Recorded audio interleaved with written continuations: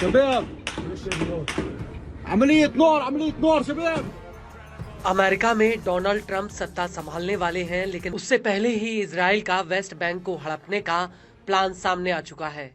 Israel के वित्त मंत्री बेजालिल स्मोट्रिच ने ऐलान किया था कि साल 2025 इजराइल के लिए जुडेया और समारिया यानी वेस्ट बैंक में संप्रभुता का साल होगा। डोनाल्ड ट्रंप का दफ्तर में लौटने का शुक्रिया। स्मोट्रिच के इस बयान के बाद इजराइल के नेशनल सिक्योरिटी मंत्री इतमार बेन ग्विर ने भी कहा था कि ये साल संप्रभुता का वर्ष होगा।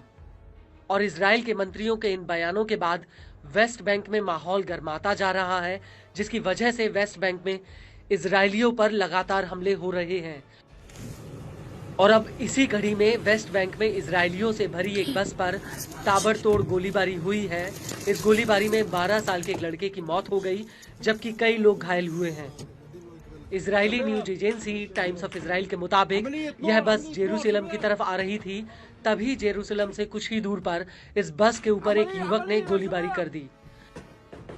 वहीं इस हमले को लेकर इजरायली न्यूज एजेंसी हारेट्स का कहना है कि इस हमले में 3 अन्य लोग घायल भी हुए हैं। वहीं इजरायली सेना का कहना है कि वेस्ट बैंक की बेतार इल्लत से नागरिकों से भरी एक बस जेरूसलम की तरफ आ रही थी, तभी अल खादर जंक्शन पर इस बस पर हमला हो गया। हमले की खबर लगते ही इजराइल की तमाम सुरक्षा एजेंसियां हमलावर की तलाश में लग गईं, लेकिन बाद में आरोपी ने खुद को सरेंडर कर दिया। आपको बता दें कि हमलावर की पहचान इज अल-दिन मुल्लाह के रूप में हुई है, जो हेब्रोन के पास बयात अवा कस्बे का रहने वाला है।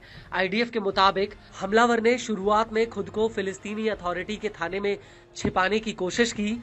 हालांकि कुछ मीडिया रिपोर्ट्स में ये भी दावा किया गया है कि थाने में उससे हथियार ले लिए गए और उसे अंदर नहीं आने दिया गया।